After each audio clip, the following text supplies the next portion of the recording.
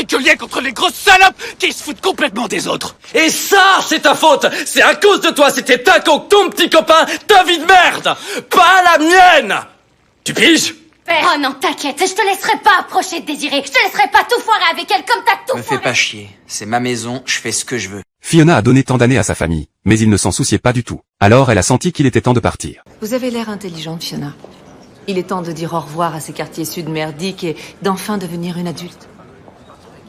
Ce jour-là, Debbie est venue chercher l'aide de Fiona comme d'habitude. Elle a découvert que Fiona faisait ses valises. Debbie était complètement paniquée. Alors Debbie a descendu les escaliers en courant pour prévenir Lip. Quand Lip l'a appris, il s'est précipité à l'étage et a vu Fiona.